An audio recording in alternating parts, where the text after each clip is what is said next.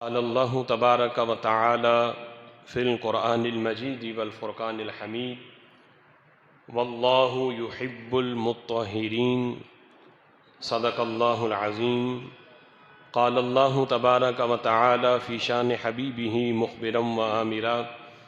إن الله وملائكته يصلون على النبي يا أيها الذين آمنوا صلوا عليه وسلموا تسليما. الصلاة والسلام عليك يا سيدي يا رسول الله وعلى آلك وأصحابك يا سيدي يا حبيب الله. الصلاة والسلام عليك يا سيدي يا نبي الله وعلى آلك وأصحابك يا سيدي يا نور الله. مولاي صل وسلم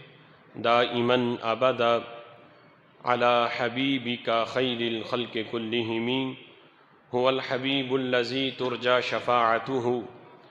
لكل حول من الأحوال مقتحم منزه عن شريك في محاسنه فجوهر الحسن فيه غير منقسم. محمد ذكره روح لأنفسنا محمد شكره فرد على الأمم محمد تاج رسل الله كاتبة محمد صادق الأقوال والكلم. يا رب صل وسلم دائما أبدا على حبيبك خير الخلق كلهم. اللہ وحدہ لا شریک کی حمد و ثنا اور حضور سرور کائنات مفخر موجودات زینت بزم کائنات باعث تخلیق کائنات دستگیر جہاں غم غسار زماں حامی بے کساں سید سروراں قائد المرسلین خاتم النبیین احمد مجتبیٰ جناب محمد مصطفیٰ صلی اللہ تعالی علیہ وبارک وسلم کے دربار ناز میں ہدیہ درود و سلام عرض کرنے کے بعد نہایت ہی معزز محتشم حضرات و سامعین، رب ذوالجلال کے فضل اور توفیق سے جمعۃ المبارک کے اس بابرکت اجتماع میں ہم سب کو شرکت کی سعادت حاصل ہو رہی ہے۔ میری دعا ہے رب ذوالجلال ہم سب کی حاضری اپنی بارگاہ میں قبول فرمائے اور رب ذوالجلال ان مقدس لمحات کا صدقہ ہم سب کے گناہوں کو معاف فرمائے۔ آج کے جمعۃ المبارک میں میری گفتگو کا موضوع ہے طہارت کا معنی اور مفہوم۔ میری دعا ہے رب ذوالجلال ہم سب کو اپنے ظاہر اور باطن کی کامل طہارت نصیب فرمائے۔ طہارت یہ عربی زبان کا لفظ ہے اور یہ لفظ اکثر ہمارے سننے میں اور استعمال کرنے میں یہ لفظ آتا ہے۔ اس کا ایک عام سا مفہوم جو ہمارے ذہنوں میں ہے وہ یہ ہے کہ طہارت کا معنی یہ ہے کہ اپنے اعضاء کو، اپنے لباس کو، اپنے بدن کو پاک کرنا، وضو کرنا، چہرہ دھونا، یہ عام سا معنی ہمارے ذہنوں میں طہارت کا موجود ہے اور اکثر ہم اس لفظ کو اسی معنی میں استعمال کرتے ہیں، لیکن حقیقت یہ ہے کہ طہارت کا معنی اور مفہوم یہ بڑا وسیع ہے اور یہ وہ عظیم منصب ہے کہ جس وقت بندے کو کامل طہارت نصیب ہوتی ہے تو خلق کائنات جل جلالہ اس طہارت کی وجہ سے انسان کو انسانیت کا وہ عروج عطا فرماتا ہے اور اس طہارت کی وجہ سے رب ذوالجلال اس مطہر کو اپنا قرب خاص نصیب فرماتا ہے۔ یہی وہ طہارت ہے کہ جس کی وجہ سے خالق کائنات جل جلالہ قرآن میں فرماتا ہے واللہ یحب المطہرین، کہ رب ذوالجلال خوب جو طہارت اختیار کرتے ہیں اللہ انہیں اپنا محبوب بنا لیتا ہے۔ رسول اکرم صلی اللہ تعالی علیہ وسلم کا یہ فرمان اکثر ہم نے اسکول کی دور میں بھی یہ عبارت دیواروں پہ لکھی بھی پڑھی ہوگی کہ الطہور شطر الایمان، طہارت جو ہے یہ نصف ایمان ہے۔ تو اس وقت ہمارے ذہنوں میں جو طہارت کا معنی تھا وہ یہ تھا کہ شاید سکول کو صاف رکھنا اور اس میں کوئی گندگی یا گند نہ پھیلانا، یہ معنی ہے کہ طہارت جو ہے یہ نصف ایمان ہے۔ یا اپنے کپڑوں کو صاف رکھنا، اپنے بدن کو صاف رکھنا، یہ طہارت کا معنی ہے، جس کے بارے میں یہ کہا جا رہا ہے کہ طہارت نصف ایمان ہے۔ اب دیکھنا یہ ہے کہ وہ کون سی طہارت ہے جسے رسول اللہ صلی اللہ تعالی علیہ وسلم نے نصف ایمان کا درجہ دیا۔ اگر محض چہرہ دھونا، اپنے اعضاء کو دھونا یا صاف کپڑے پہننا یہ نصف ایمان ہوتا تو یہ تو اہل مغرب بھی یہ کام کرتے ہیں، اپنے اعضاء وہ بھی دھوتے ہیں، چہرہ وہ بھی دھوتے ہیں، اور صفائی ستھرائی کا خیال تو وہ بھی کرتے ہیں۔ تو چلو اس عمل کی وجہ سے تو پھر نصف ایمان تو انہیں بھی حاصل ہونا چاہیے، کیونکہ ہم سے کہیں زیادہ وہ اس بات کا خیال کرتے ہیں۔ ہمارے ماحول میں وہ پاکیزگی اور وہ صفائی کا اہتمام نہیں ہوتا جو اہل مغرب میں ہے، تو اس لحاظ سے نصف ایمان تو انہیں ملنا چاہیے تھا، لیکن انہیں 1% بھی ایمان میسر نہیں، اور ایمان کی حلاوت اور ایمان کی لذت اور ایمان کی چاشنی 1% بھی اہل مغرب کو میسر نہیں، اور 1% بھی انہیں ایمان کی برکتیں میسر نہیں۔ تو پھر وہ کون سی طہارت ہے جس کو رسول اکرم صلی اللہ تعالی علیہ وسلم نصف ایمان فرما رہے ہیں؟ اور وہ کون سی طہارت ہے کہ جس طہارت کو اللہ فرماتا ہے واللہ یحب المطہرین، کہ رب ذوالجلال طہارت اختیار کرنے والوں کو اپنا محبوب بنا لیتا ہے۔ اگر معاملہ یہ ہوتا کہ طہارت اس چیز کا نام ہوتا کہ محض کپڑوں کو صاف رکھنا، چہرہ دھونا، اس بنیاد پر اگر اللہ کی محبت ملتی تو پھر اہل مغرب تو ہم سے کہیں زیادہ بڑھ کر اللہ کے محبوب ہوتے، لیکن رب ذوالجلال ان سے 1% بھی محبت نہیں کرتا۔ تو پتہ چلا کہ یہ محض اپنے اعضاء کو پاک کرنا اور نئے اور دھلے کپڑے پہن لینا یہ نہ نصف ایمان ہے، نہ اللہ اس بنیاد پر بندے کو اپنا محبوب بناتا ہے۔ اگرچہ یہ بھی مطلب ایمان کا حصہ ضرور ہے، اور اس بنیاد پر بھی ایمان کا تقاضا ہے مومنین سے کہ وہ اپنے بدن کو پاک رکھیں، اپنے اعضاء کو پاک رکھیں، لیکن جس کو رسول اکرم صلی اللہ تعالی علیہ وسلم نصف ایمان فرما رہے ہیں وہ یہ طہارت نہیں، وہ طہارت ہے کہ بندہ ظاہر کے ساتھ ساتھ اپنے دل کو بھی پاک کرے، جیسا دل وہ اپنے ماں کے پیٹ سے لے کے پیدا ہوا تھا۔ رب ذوالجلال نے پہلے دن جو اس کو پاکیزہ دل دیا تھا،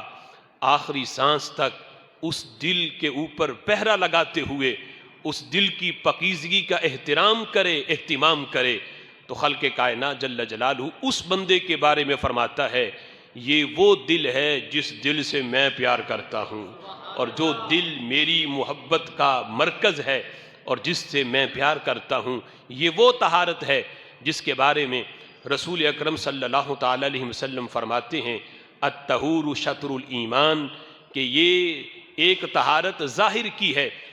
کہ بندہ اپنے اعضاء کو گناہوں سے پاک رکھے اور آدھا ایمان تو اسے اس بنیاد پر مل جاتا ہے، اور دوسرا یہ ہے کہ وہ رب ذوالجلال کی محبت میں پھر کام کرے تو خالق کائنات جل جلالہ اس بندے کو کامل مومن کا درجہ عطا فرما دیتا ہے۔ یہ دو کام ہیں، پہلے تخلیہ ہے پھر تحلیہ ہے۔ صوفیاء یعنی اہل تصوف نے بھی اس کو بیان کیا کہ تصوف اور ولایت کے درجوں میں بندہ تب جو ہے وہ ترقی پاتا ہے، پہلے تخلیہ ہے۔ آپ نے گھر میں اگر پینٹ کروانا ہو تو پہلے دیواروں کو جو اس پہ آلودگی لگی ہے اسے صاف کیا جاتا ہے، پہلے تخلیہ ہے کہ دیواروں کو صاف کیا جائے، ریگ مار کے ساتھ جو اس پہ بوسیدہ پینٹ ہے پہلے اسے اتارا جائے، پھر مزین کرنے کا کام بعد میں ہے، پہلے تخلیہ ہے پھر تحلیہ ہے۔ اسی طرح پہلے اپنے دل کو گناہوں سے پاک کرنا ہے، جب دل گناہوں سے پاک ہوگا پھر وہ دل اللہ اور اس کے رسول کی محبت کا مرکز بن جائے گا۔ قرآن مجید فرقان حمید میں لفظ طہارت کئی معنوں میں استعمال ہوا ہے۔ لفظ طہارت طہارا، جو بھی معنی قرآن کے اندر یہ آیا ہے اس میں ایک مرکزی معنی اس لفظ طہارت کے اندر ضرور پایا جاتا ہے لغت کے لحاظ سے۔ جہاں بھی یہ لفظ طہارا اس ترتیب سے آئیں گے وہاں یہ معنی ضرور ہوگا کہ ایک چیز کو دوسری چیز سے دور کرنا، ایک چیز کو دوسری چیز سے زائل کرنا، یعنی ایک چیز جو اس جگہ کے شیان شان نہیں، وہ جگہ تقاضا کرتی ہے کہ یہ چیز جہاں پہ موجود نہ ہو تو اسے اس جگہ سے ہٹا دینا، یہ والا معنی زائل کرنے کے، دور کرنے کے، جہاں بھی لفظ طہارت استعمال ہوگا یہ معنی وہاں ضرور پایا جائے گا۔ تو قرآن مجید فرقان حمید میں متعدد مقامات پر متعدد معانی میں یہ لفظ استعمال ہوا۔ مثلا قرآن مجید فرقان حمید میں لفظ طہارت اس معنی میں بھی آیا کہ کسی جگہ سے یا کسی شخصیت سے گناہ کو دور کر دینا۔ گناہ یہ بھی آلودگی ہے، اگرچہ گناہ یہ ایسی نجاست نہیں جو نظر آئے، یہ ایسی نجاست ہے جو معنوی طور پر بندے کو نجس کرتی ہے، یعنی یہ حکمی طور پہ معنی کے لحاظ سے گناہ کے اندر نجاست کا معنی پایا جاتا ہے، غیر محسوس نجاست کہ جسے محسوس نہ کیا جا سکے۔ تو رب ذوالجلال قرآن میں اس نجاست کے بارے میں فرماتا ہے انما یرید اللہ لیذھب عنکم الرجس اہل البیت ویطہرکم تطہیرا۔ رب ذوالجلال ارادہ فرماتا ہے اے نبی کے گھر والو، اللہ تم سے ہر قسم کی ناپاکی کو دور کر دے اور رب ذوالجلال تمہیں وہ طہارت دے جو طہارت کا حق ہوتا ہے، تمہیں رب ذوالجلال خوب ستھرا کر دے، ہر قسم کی نجاست کو تم سے دور کر دے۔ یہاں جس نجاست کا ذکر ہو رہا ہے وہ نہ نجاست غلیظہ ہے نہ خفیفہ ہے، اس سے مراد گناہوں والی نجاست ہے کہ رب ذوالجلال نے اے نبی کے گھر والو تم سے گناہوں کو دور کر دیا ہے، تم گناہوں سے محفوظ ہو، معصوم نہیں، یہ نبیوں کا وصف ہے، لیکن نبیوں کے گھر والو اللہ نے تم سے گناہوں والی نجاست کو دور کیا تاکہ رب ذوالجلال تمہیں خوب ستھرا کرے۔ خالق کائنات جل جلالہ نے اس مقام پر جو لفظ طہارت کو بیان کیا یہ ان معنوں میں ہے کہ گناہ والی نجاست کو کسی سے دور کرنا۔ دوسرے مقام پر رب ذوالجلال قرآن مجید فرقان حمید میں ارشاد فرماتا ہے، اور یہاں لفظ طہارت جو ہے یہ ان معنوں میں آیا کہ بتوں کو کسی جگہ سے دور کر دینا، کیونکہ بت جو ہیں اگرچہ نہ یہ ظاہری طور پہ نجاست ہیں نہ حکمی طور پہ، ایسا نہیں کہ بندہ کسی بت کے ساتھ لگے تو وہ نجس ہو جائے، بت ان معنوں میں نجس ہیں کہ ان کو کل قیامت کے دن جہنم میں پھینکا جائے گا، اس وجہ سے کہ جو ان کی عبادت کرتے ہیں ان کو سزا دینے کے لیے ان پتھر کے بتوں کو بھی جہنم میں پھینکا جائے گا تاکہ ان کو سزا دی جائے جو ان کی عبادت کرتے ہیں, انہیں پوجتے ہیں. تو رب ذوالجلال نے حکم دیا حضرت ابراہیم علیہ السلام کو. قرآن مجید فرقان حمید میں اللہ فرماتا ہے وَأَحِدْنَا إِلَىٰ إِبْرَاهِيمَ وَإِسْمَاعِيلَ أَن طَهِّرَا بَيْتِيَ لِلطَّائِفِينَ. ہم نے حکم دیا حضرت ابراہیم کو, حضرت اسماعیل کو, کہ وہ دونوں میرے گھر کو ستھرا کریں. کن سے؟ بتوں سے, کہ وہاں جو بت رکھے ہوئے ہیں ان بتوں کو وہاں سے لے جائیں, کہ یہ اس جگہ کے شیان شان ہی نہیں کہ اس جگہ پہ اللہ کے گھر میں بت رکھے جائیں. تو خالق کائنات جل جلالہ نے یہ ڈیوٹی لگائی اپنے نبیوں کی کہ بتوں کو وہاں سے لے جایا جائے. تو اس عمل کو کہ بتوں والی نجاست کو بیت اللہ شریف سے دور کرنا اور وہاں سے ہٹانا, ان معنوں میں بھی لفظ طہارت قرآن مجید فرقان حمید میں رب ذوالجلال نے اس کا ذکر کیا. اور یہاں یہ دونوں آیات کو اگر اکٹھا دیکھیں تو کتنا پیارا مفہوم قرآن کی ان دونوں آیات سے اخذ ہوتا ہے کہ رب ذوالجلال نے اپنے گھر کی طہارت کی جب باری آئی تو ڈیوٹی اپنے نبیوں کی لگائی, لیکن جب نبی کے گھر کی طہارت کی باری آئی تو اللہ نے کسی اور کی ڈیوٹی نہیں بلکہ یہ کام اپنے ذمے لیا. اللہ فرماتا ہے, حکم دیتا ہے اپنے گھر کے بارے میں کہ میرے گھر کو ستھرا تم کرو, اے ابراہیم آپ کرو, اے اسماعیل آپ کی یہ ڈیوٹی ہے. لیکن نبی کے گھر کی جب بات آتی ہے اللہ فرماتا ہے انما یرید اللہ لیذھب عنکم الرجس اہل البیت ویطہرکم تطہیرا. اے نبی کے گھر والو, اللہ ارادہ کرتا ہے کہ تم سے ہر قسم کی ناپاکی کو دور کر دے. جب ڈیوٹی جس کام کی بندوں کی تھی وہ بندے دنیا سے گئے تو پھر وہاں بت رکھے گئے, وہ بتوں والی نجاست پھر آ گئی بیت اللہ شریف میں. لیکن جو ذات ابدی ہے, ازلی ہے, اس جس کام کی ڈیوٹی اس ذات نے لی ہے, لہذا اس کام کو بھی دوام حاصل ہے کہ بندوں کے ذمے جو کام تھا وہ بندے دنیا سے گئے, پھر بیت اللہ شریف میں بت آ گئے.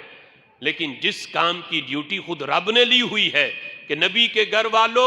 اللہ نے تم سے ہر قسم کی ناپاکی دور کر دی ہے, جب وہ ذات ابدی ہے تو رب ذوالجلال نے اس پاکی کو بھی دوام کی حیثیت عطا فرما دی ہے. تیسرے مقام پر قرآن مجید فرقان حمید میں لفظ طہارت حلال کے معنی میں استعمال ہوا.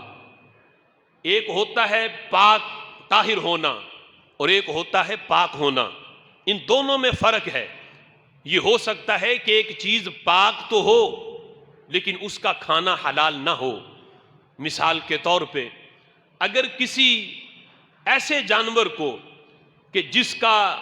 کھانا حرام ہے, اگر اسے پکڑ کے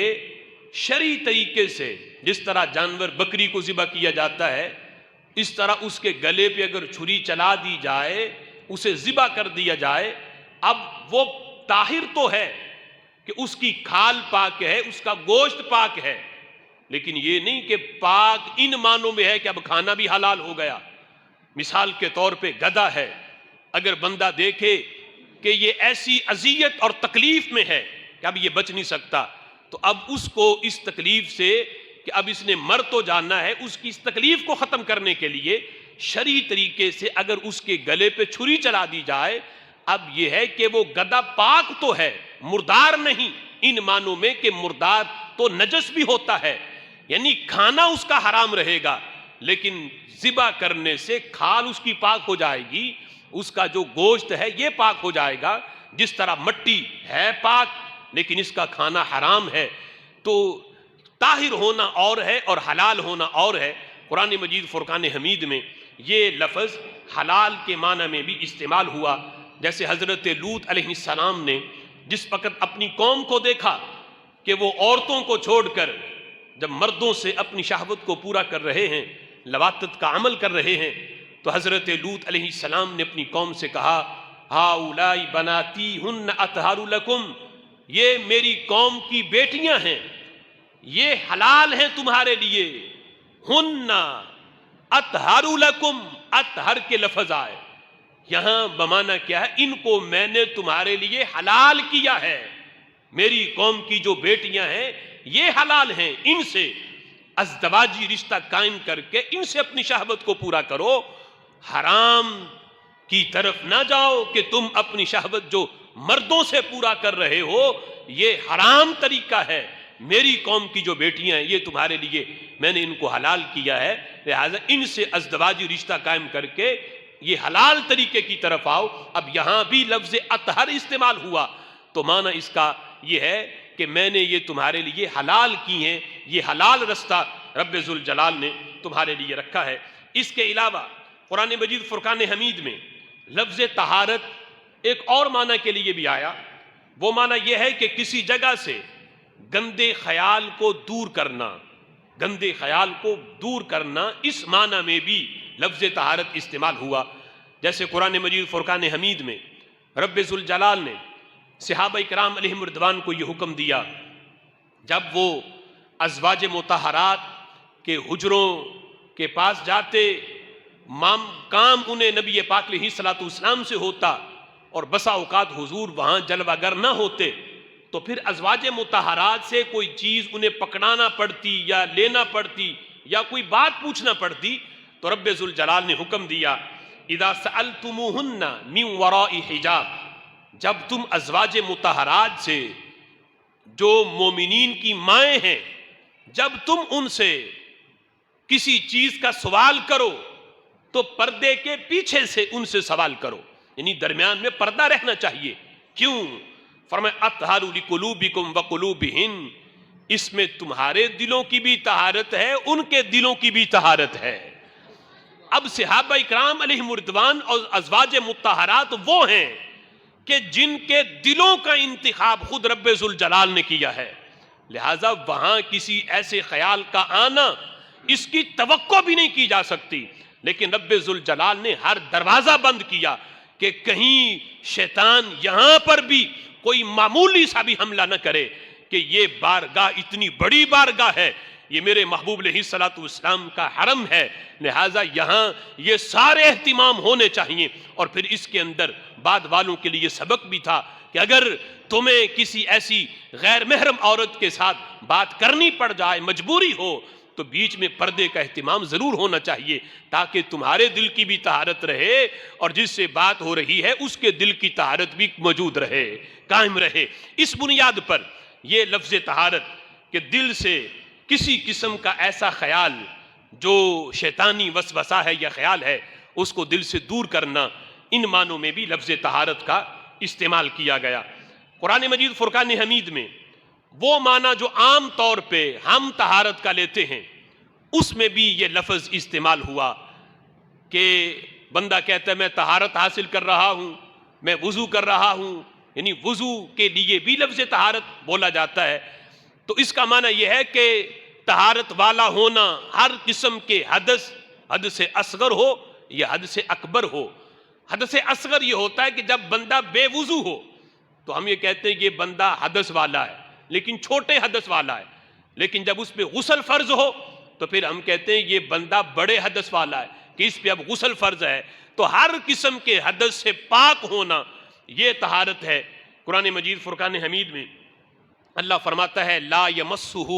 الا المطہرون، کہ قرآن کو سوائے مطہرین کے کوئی اور نہیں چھو سکتا۔ اس قرآن کو اگر چھونا ہے تو ہر قسم کے حدث سے، حد سے اصغر سے بھی اور حد سے اکبر سے بھی پاک ہونا یہ ضروری ہے۔ ہر قسم کا حدث سے دور ہونا یہ طہارت کا ابتدائی درجہ ہے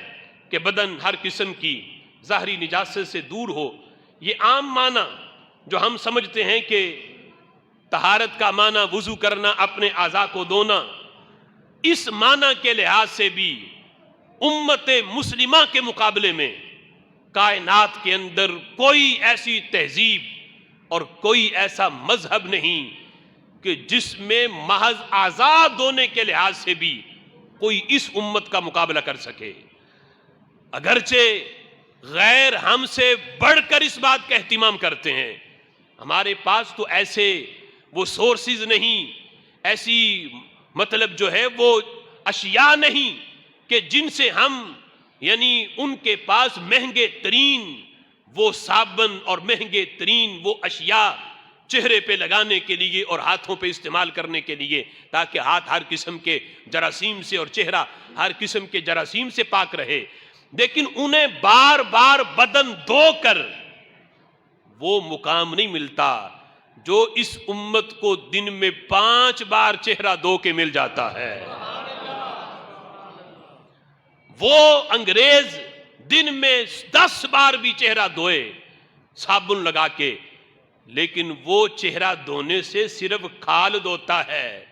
بندہ مومن چہرہ دھونے سے نامہ اعمال دھوتا ہے۔ وہ چہرہ دھوئے تو صرف اس کی کھال دھلے گی، بندہ مومن نماز کے لیے چہرہ دھوئے تو نامہ اعمال بھی ستھرا ہو جاتا ہے۔ میرے محبوب علیہ الصلوۃ والسلام ارشاد فرماتے ہیں، جب بندہ مومن وضو کرتا ہے اور وضو احسن طریقے سے اذا تودع فاحسن وضوءہ، اچھے طریقے سے وضو کرے، یہ نہیں کہ وضو میں جو وضو کے فرائض ہیں وہ بھی ان کا بھی اچھے طریقے سے اہتمام نہ ہو، یعنی اچھے طریقے سے کامل وضو کرے کہ جس عضو کا دھونا فرض ہے اس میں ایک بال بھی خشک نہ رہے، کامل طریقے سے وضو کرے۔ تو میرے آقا فرماتے ہیں کیا ہوگا؟ فرمایا وہ اس گناہ اس کے اس طرح دھلیں گے حتی تخرج من تحت اظفارہ، یہاں تک کہ ناخنوں کے نیچے سے بھی گناہ اس کے نکل جائیں گے، اور یہاں تک کہ آنکھوں کے جو پلکیں ہیں ان کے اندر سے بھی جو گناہ ہیں وہ نکل جائیں گے۔ بلکہ ایک حدیث میں ہے بندہ جب ہاتھ دھوتا ہے ہاتھ کے گناہ دھل جاتے ہیں، چہرہ دھوتا ہے چہرے کے گناہ دھل جاتے ہیں، پاؤں دھوتا ہے پاؤں کے گناہ دھل جاتے ہیں، یہاں تک کہ جب بندہ وضو کر کے فارغ ہوتا ہے سارے اعضاء اس کے گناہوں سے پاک اور صاف ہو جاتے ہیں۔ یہ عظمت غیر مسلم کو حاصل نہیں، اگرچہ وہ دن میں 20 بار بھی اپنے اعضاء دھوئے۔ یہ عظمت اور یہ فضیلت اگر ملی ہے تو یہ بندہ مومن کو اس کے ایمان کی وجہ سے ملی ہے۔ اور پھر دیکھو یہ کیسی عظمت ہے، ایک ہے کہ صابن سے اپنے اعضاء کو دھونا، اہتمام کرنا۔ حضرت فاروق اعظم رضی اللہ تعالیٰ عنہ فرمانے لگے تابعین سے، کہنے لگے کہ اے لوگو یہ جو رومال تم اپنے وضو کر کے استعمال کرتے ہو، ہم حضور علیہ الصلوۃ والسلام کی ظاہری حیات میں اس دور میں ہم اس رومال کو ہم استعمال نہیں کرتے تھے، ہم اس رومال کو ہم نہیں دیکھتے تھے، ما کننا نعرف، ہم اس کو نہیں پہچانتے تھے کہ اب جو تم نے کام نکال لیا کہ وضو کر کے اپنے اعضاء کو صاف کرتے ہو۔ اور فرمایا یہ اشنان بوٹی ہے ایک کہ جس کو پانی کے ساتھ ملا کے اس کو رگڑیں تو اس میں جاگ پیدا ہوتی ہے صابن کی طرح، تو اس زمانے میں صابن کی جگہ پہ اسے استعمال کیا جاتا تھا۔ تو حضرت عمر کہتے ہیں کہ یہ اشنان کو بھی ہم نہیں پہچانتے، ہم نے ہاتھ صاف کرنے ہوتے تو زمین پہ رگڑ کے صاف کر لیتے، اور کبھی پاؤں کے تلوے کے نیچے اپنا ہاتھ رگڑتے تو ہاتھ ہم صاف کر لیتے۔ جن کی ظاہری اعضاء کو دھونے کی صورتحال یہ تھی کہ انہوں نے اس قسم کے اہتمام نہیں کیے جو آج ہم کر رہے ہیں، ظاہری اعضاء کو دھونے کا یہ انداز تھا، لیکن باطن اتنا ستھرا تھا کہ یہی عمر نیل کو خط لکھتے ہیں تو وہ بھی بات مانتا ہے، یہی عمر زلزلہ آ جائے زمین پہ اپنا کوڑا مارتے ہیں زمین پہ تو زمین کانپنا بند کر دیتی ہے۔ باطن کی ستھرائی کا عالم یہ تھا کہ زمین بھی حکم مان رہی ہے اور دریا پانی بھی ان کا حکم مان رہا ہے، لیکن کہتے ہیں ہم نے یہ آزاد ہونے کے لحاظ سے اتنا اہتمام نہیں کیا، یہ چیزیں تو ہم نے تمہارے اندر دیکھی ہیں۔ ظاہری لحاظ سے یہ ماحول تھا ان کی پاکیزگی کا، اگرچہ اس کا بھی اہتمام کرتے تھے لیکن اس اہتمام کے ساتھ نہیں جو سہولتیں آج اللہ نے ہمیں دی ہوئی ہیں، لیکن اس کے باوجود باطن کو ستھرا کرنے کا ان کا یہ مشن رہا، اور اس انداز میں انہوں نے اس پہ کوشش کی کہ رب ذوالجلال نے وہ مقام عطا کیا کہ نیل کو خط لکھیں تو وہ بھی بات مانے، اور ہلتی زمین پہ کوڑا مارے تو وہ ہلنا بند کر دے۔ ایسا باطن جس وقت بندہ اس کا اہتمام کرتا ہے تو خالق کائنات کی ہر چیز اس بندے کے تابع بنا دیتا ہے۔ ایک ہے کفار کے لحاظ سے ہمارے وضو کا جو ہے وہ فرق ہونا، اور ایک فرق وہ ہے جو پہلی امتوں کے لحاظ سے بھی ہے، یعنی پہلی امتیں جنہوں نے اپنے انبیاء پر ایمان لائے، مومن رہے، وہ جس طریقے کا وضو وہ کرتے تھے، اور ایک ہے یہ امت جو وضو کرتی ہے۔ اللہ نے اس لحاظ سے بھی فرق رکھا۔ بخاری شریف میں وہ حدیث کہ جب نبی پاک علیہ السلام سے پوچھا گیا، صحابہ نے پوچھا محبوب حشر کے میدان میں تو بڑی امتیں ہوں گی، لوگ تو لاکھوں اربوں خربوں کی تعداد میں ہوں گے، پورا میدان محشر بھرا ہوگا، قیامت تک کے آنے والے لوگ وہاں سارے جمع ہوں گے، حضرت آدم علیہ السلام سے لے کر حضرت عیسیٰ علیہ السلام تک سارے نبیوں کی امت وہاں پہ موجود ہوگی۔ میرے محبوب یہ بتاؤ کہ آپ ان سارے لوگوں میں ہمیں کیسے پہچانو گے؟ میرے محبوب علیہ السلام نے فرمایا ایک تو یہ ہے کہ ہر امتی کو پہچاننا، وہ اس وقت بھی جو ابھی دنیا میں آئے نہیں تھے، میرے محبوب انہیں اس وقت نگاہ نبوت سے دیکھ رہے تھے، ہر امتی کو جانتے تھے، لیکن یہاں جو اس امت کی امتیازی حیثیت بیان کی، فرمایا میرے صحابہ میرا پہچاننا تو ایک طرف رہا، فرمایا حشر کے میدان میں تو ہر بندہ دیکھ رہا ہوگا اور ہر بندے کو پتا ہوگا یہ عام نہیں، یہ وہ ہے جس کو اللہ نے رسول اللہ کے امتی ہونے کا منصب عطا فرمایا ہے۔ اللہ کے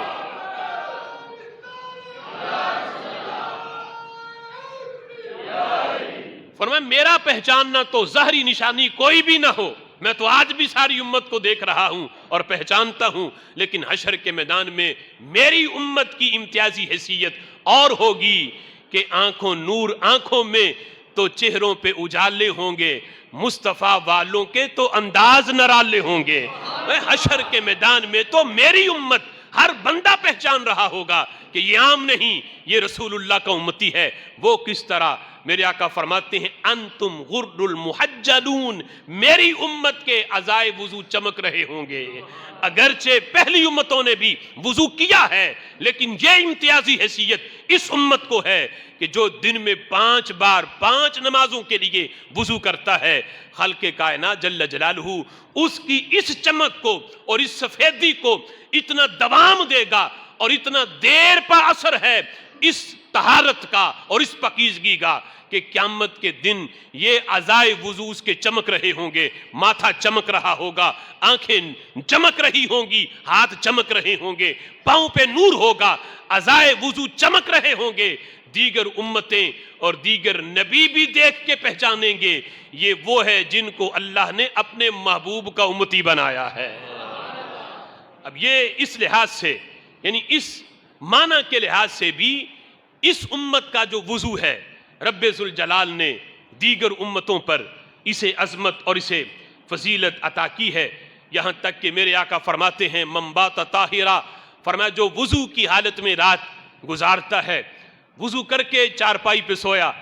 اگرچہ نیند جو ہے یہ وضو توڑ دیتی ہے، یعنی بندہ سو جائے جس طرح لیٹ کے چارپائی پہ تو چت لیٹ کے جب سو جاتا ہے تو وضو اس کا ٹوٹ جاتا ہے، یوں ہی آنکھ لگے گی وضو تو ٹوٹ گیا، بندہ سوچے کہ وضو کرنے کا فائدہ کیا، ابھی میری ایک لمحہ آنکھ لگنی ہے تو وضو تو میرا ٹوٹ جانا ہے، لیکن میرے آقا فرماتے ہیں جو اس حالت میں سوئے گا ایک فرشتہ ساری رات اس کے ساتھ بسر کرتا ہے، اللہ ڈیوٹی لگا دیتا ہے فرشتے کی کہ تو نے اس کے ساتھ رہنا ہے۔ میرے آقا فرماتے ساتھ رہ کے پتہ کیا کرتا ہے؟ فرمایا وہ بندہ جو وضو کی حالت میں سویا تھا جب بھی کروٹ بدلتا ہے تو یہ فرشتہ اس کے لیے مغفرت کی دعا کرتا ہے،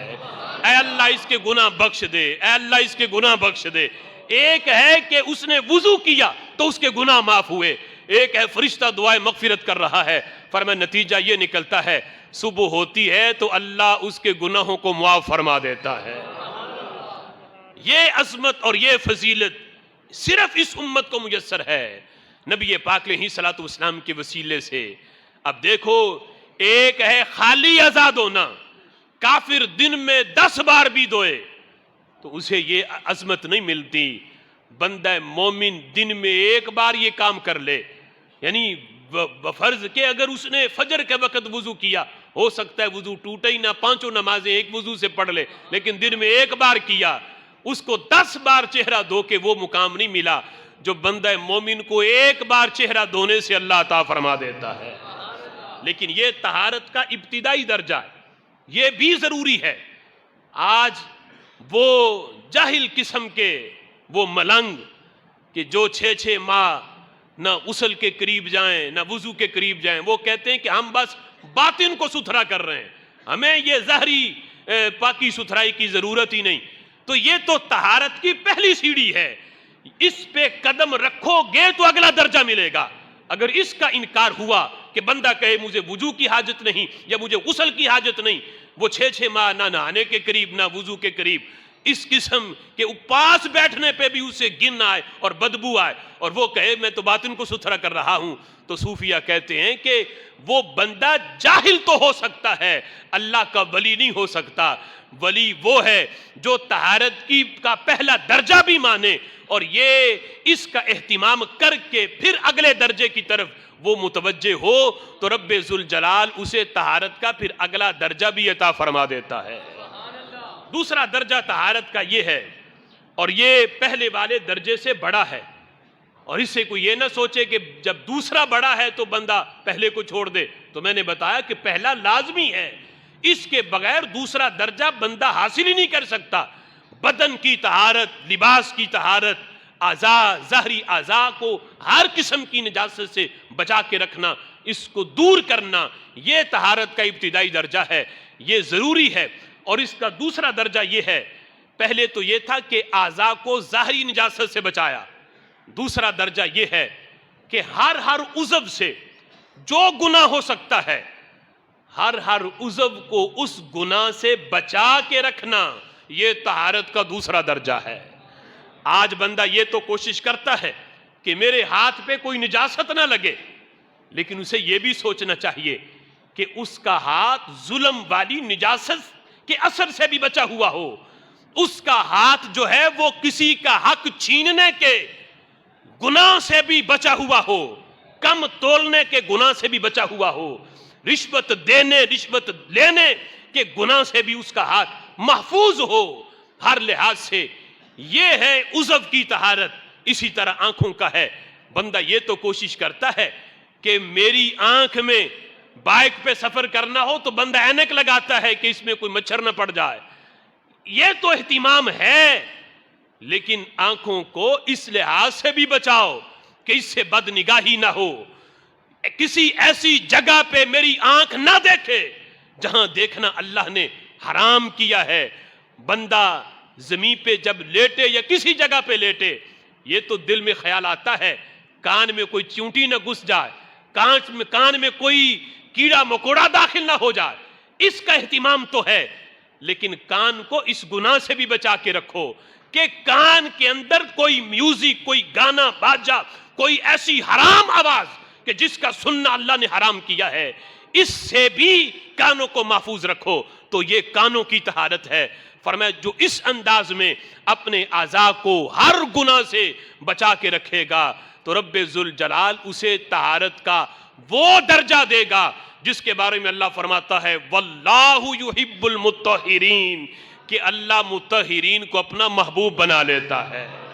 یہ ہے وہ طہارت کہ جس کی بنیاد پر رب ذوالجلال بندے کو اپنا محبوب بناتا ہے, اور یہ ہے وہ طہارت جس کے بارے میں حضور فرماتے ہیں الطہور شطر الایمان, کہ طہارت جو ہے یہ نصف ایمان ہے. مطلب یہ ہے اپنے اعضاء کو ہر گناہ سے بچانا, یہ نصف ایمان ہے. اور نصف ایمان یہ ہے کہ جب گناہ سے بچا لیا, اب ان اعضاء کو نیکیوں کی طرف لگا لو کہ کانوں میں آواز پڑے تو اذان کی پڑے, کانوں میں آواز پڑے تو قرآن کی پڑے, کانوں میں آواز پڑے تو نعت کی پڑے, ذکر کی پڑے,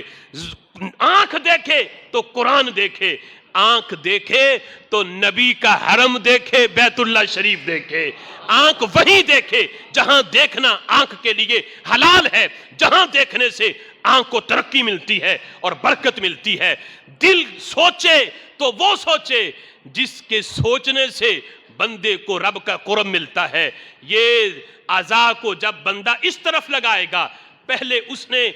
آدھا ایمان اس لیے حاصل کر لیا کہ گناہوں سے بچ گیا, اعضاء کو بچا لیا. اب دوسرا درجہ یہ ہے کہ اعضاء کو شیطان کی طرف سے ہٹا کے رحمان کی طرف لگا لے, رحمان کے کاموں میں لگا لے جو اس نے دیے ہوئے ہیں, تو رب ذوالجلال اس بندے کو کامل مومن کا درجہ عطا فرما دیتا ہے. طہارت کا تیسرا درجہ یہ ہے, یہ تو تھا اعضاء کو پاک کرنا، پہلا درجہ یہ تھا کہ طہارت یعنی ظاہری نجاست سے بندہ اپنے اعضاء کو پاک کرے. دوسرا تھا گناہ کو، ہر عضو کو گناہ سے بچا کے رکھنا. اور طہارت کا تیسرا درجہ جو پہلے دو درجوں سے بڑا درجہ ہے وہ یہ ہے کہ اعضاء کو تو بچا لیا گناہوں سے، اب ہے دل کے اندر بھی گناہ کا خیال نہ آنے دے، دل پر بھی پابندی لگائے. اگرچہ اس پہ مواخذہ نہیں ہے کہ دل کے اندر کوئی خیال آ جائے کہ میں یہ گناہ کروں گا، شیطان وسوسہ ڈال دے. گناہ تب ہے جب بندہ وہ گناہ کر لے پھر گناہ لکھا جاتا ہے. محض دل کے اندر وسوسہ آنے سے یہ گناہ نہیں لکھا جاتا. لیکن یہ میرے محبوب کے وسیلہ ہے اور ان کی برکت ہے. گناہ کا بندہ ارادہ بھی کر لے تو لکھا نہیں جاتا جب تک کر نہ لے. لیکن نیکی کا معاملہ یہ ہے، ابھی کرنی اس نے 10 سال کے بعد ہے، ارادہ آج کر لے اللہ نیکی کا ثواب درج فرما دیتا ہے. گناہ جب تک کرے گا نہیں لکھا نہیں جائے گا. تو یہ ہے دل پہ پابندی لگانا، دل کو ہر ایسی خصلتوں سے پاک کرنا جو دل کو عیب دار کر دیتے ہیں. میرے محبوب فرماتے ہیں جب بندہ گناہ کرتا ہے دل پہ ایک سیاہ دبا لگتا ہے، یہاں تک کہ گناہ کر کے دل سیاہ ہو جاتا ہے، دل زنگ آلود ہو جاتا ہے. فرمایا اگر چاہتے ہو دل کا زنگ اترے، دل کی یہ سیاہی اترے، فرمایا 2 کام کیا کرو.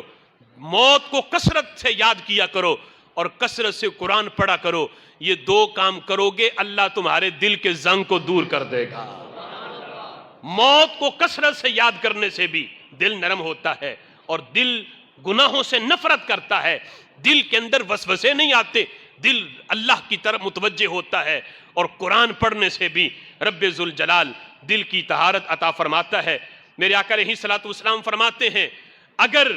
شیطان انسان کے دل پہ پردے نہ ڈالتا، یعنی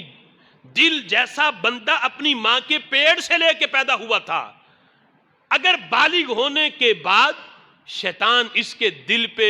پردے نہ ڈالتا، یہ اپنے دل کو بچا کے رکھتا، پاک رکھتا ہر خیال سے، شیطان پردے نہ ڈالتا، تو میرے آقا فرماتے ہیں لَنَظَرُوا إِلَى مَلَكُوتِ السَّمَاءِ، پھر یہ بندہ تو آسمان کا بھی مشاہدہ کر لیتا. آسمانوں کے اوپر کیا ہے، نظر جھکاتا تو دل کی نظر آسمانوں کے اوپر دیکھ لیتی. یہ رب کے ولی کا مقام ہے. آج ہم کہتے ہیں کہ غوث اعظم نے لوح محفوظ کی تحریر کیسے پڑھ لی. تو جو جب دل پہ بندہ پابندی لگاتا ہے کہ اس میں کسی غیر کا خیال بھی نہ آئے. ایک تو ہے ہم نماز کی شرطیں پڑھتے ہیں فقہ کی کتابوں میں، ذرا امام جلال الدین سیوطی کو بھی پڑھو، انہوں نے جو شرطیں لکھی نماز کی ویسے 7 ہیں، انہوں نے 14 لکھی. فرمایا 10 ظاہر کی ہیں 10 باطن کی ہیں. فرمایا صوفیاء کے نزدیک نماز کے صحیح ہونے کی شرط یہ بھی ہے کہ تکبیر تحریمہ سے لے کے سلام پھرنے تک پوری نماز کے اندر اگر غیر اللہ کا خیال بھی آ گیا تو نماز ٹوٹ جاتی ہے. کسی دکان کا کسی کا خیال بھی آیا تو بندے کی نماز ٹوٹ گئی. فرمایا یہ صوفیاء کی نماز ہے، وہ نماز پڑھتے ہیں شروع سے لے کے آخر تک تو دل ان کا رب کی طرف لگا ہوتا ہے. اس انداز میں فرمایا دل کے اوپر پہرا لگاؤ کہ غیر کا خیال بھی نہ آئے. تو فرمایا اگر شیطان پردے نہ ڈالتا تو بندہ لَنَظَرُوا إِلَى مَلَكُوتِ السَّمَاءِ، تو آسمان کے ملکوت کا، آسمانوں کے اوپر کیا ہے اس کا مشاہدہ بھی بندہ کر لیتا. یہ نظر رب ذوالجلال اس بندے کو پھر ایسی دیتا. فرمایا یہ دل کی طہارت ہے، جتنا دل صاف ہوگا پاکیزہ ہوگا رب ذوالجلال طہارت میں بھی اتنا ہی اونچا درجہ عطا فرما دے گا. اسی لیے میرے آقا فرماتے نیت المؤمن خیر من عملی، بندے کی نیت، مومن کی نیت اس کے عمل سے بہتر ہے. کہ نیت کا جو مقام ہے وہ بندے کا دل ہے اور عمل جو ہے یہ اعضاء سے ہوتا ہے. نیت جتنی خالص ہوگی اتنا ہی بندے کو عمل پہ اجر و ثواب ملے گا. اور بعض اوقات تو ایسا ہوتا ہے عمل ہوتا ہی نہیں، محض ہوتی ہی نیت ہے. ایک ہے کہ بندہ کی عمر 50 سال ہے 80 سال ہے تو وہ عبادت کرے، اور ایک ہے بندہ نیت کرے کہ کاش عمر اگر میری 1000 سال بھی ہو تو اللہ 1000 سال ہی میرے تیری بندگی میں گزریں گے، تجھے عبادت کرنے میں جو مجھے مزہ ہے، لطف آتا ہے، تو نے زندگی اگر میری 1000 سال کی کرے تو 1000 سال میں تیری عبادت کروں۔ فرمایا کوئی اس طرح نیت کر لے، اگرچہ 1000 سال ملیں گے نہیں، لیکن قیامت کے دن 1000 سال کی عبادت کا ثواب اس کی کامل نیت کی وجہ سے اس کے نامہ اعمال میں ضرور درج ہوگا۔ قیامت کا، میرے آقا فرماتے ہیں قیامت کا دن ہوگا، ایک بندے کو لایا جائے گا، اس کے نامہ اعمال میں حج کی نیکی لکھی ہوگی، جہاد کی نیکی لکھی ہوگی۔ وہ بندہ کہے گا اللہ میں نے حج تو کیا نہیں، یہ حج والی نیکی نامہ اعمال میں ہے۔ تو اللہ فرمائے گا مجھے بھی پتا ہے تو نے حج کیا نہیں، جہاد تو نے کیا نہیں، لیکن جب حاجیوں کے قافلے جاتے تھے تیری طرف تو سچی تھی، اللہ مجھے مال دے، مجھے ہمت دے، مجھے استطاعت دے تو میں بھی تیرے رستے میں حج ضرور کروں، میں بھی تیرے رستے میں جہاد ضرور کروں، اگر موقع ملا جہاد کا تو میں پیچھے نہیں بیٹھوں گا، میں جہاد ضرور کروں گا۔ تیری نیت کامل تھی، اس نیت کی وجہ سے، کامل نیت ہونے کی وجہ سے، خالص نیت ہونے کی وجہ سے میں نے تیرے نامہ اعمال میں حج والی نیکی بھی درج کر دی ہے، جہاد والی نیکی بھی درج کر دی ہے۔ غزوہ تبوک کے موقع پر میرے آقا نے جو تبوک میں حاضر تھے انہیں کہا میرے صحابہ مدینہ میں ایک ایسی قوم ہے، ہمارے ساتھ شریک نہیں ہوئے، بیٹھے مدینے میں ہیں، لیکن ہم نے جتنے قدم اٹھائے، جتنا ثواب ہمیں قدم اٹھانے پہ ملا مدینہ سے لے کے تبوک تک، اللہ نے ہر قدم کا ثواب انہیں وہاں بیٹھے دے دیا۔ ہم نے جو کفار کو تلواریں ماری، اللہ نے وہ ثواب انہیں وہاں بیٹھے دے دیا۔ جو ہم نے یہاں بھوک برداشت کی وہ مدینے میں اپنے گھروں میں تھے، لیکن اللہ نے اس بھوک برداشت کرنے کا ثواب انہیں گھر بیٹھے دے دیا۔ تو صحابہ نے پوچھا محبوب یہ کیسے ہو گیا؟ ہم نے اتنی مشقتیں اٹھائیں یہاں آنے تک، بھوکیں برداشت کی، پیاس برداشت کی، ہمارے جتنا ثواب انہیں مل گیا وہیں بیٹھے۔ میرے آقا فرماتے ہیں شارکونا وہم بالمدینہ، فرمایا وہ تمہارے ساتھ شریک ہیں بحسن نیتی ہی ہیں مدینے میں، لیکن میں ان کی دل کی کیفیت کو دیکھ رہا ہوں۔ اگر انہیں بھی سواری مل جاتی، کوئی عذر انہیں نہ ہوتا، سواری ہوتی ان کے پاس بھی، تو میرے صحابہ وہ پیچھے نہ بیٹھتے، وہ ہمارے ساتھ ضرور شریک ہوتے۔ وہ پیچھے رہے ہیں عذر کی وجہ سے، اگر عذر نہ ہوتا ہمارے ساتھ ضرور آتے۔ ان کی نیت کامل تھی، نیت اچھی تھی، اللہ نے انہیں مدینے میں بیٹھے ہی اے صحابہ تم جیسا ثواب عطا فرما دیا ہے، صرف ان کے حسن نیت کی وجہ سے ہی۔ تو اس لیے دل جو نیت کا مقام ہے، محل ہے، اگر اس میں طہارت آتی ہے تو پھر بندے کے عمل میں بھی طہارت آ جاتی ہے، اور عمل پہ بھی رب ذوالجلال وہ ثواب دیتا ہے جو عام عمل پہ نہیں ملتا۔ جتنی نیت کامل ہوگی اتنا عمل پہ رب ذوالجلال اجر و ثواب عطا فرمائے گا۔ اللہ کی بارگاہ میں دعا ہے جو ہم نے سنا، مجھے بھی، آپ کو بھی، ہم سب کو اس پر عمل کی توفیق عطا فرمائے۔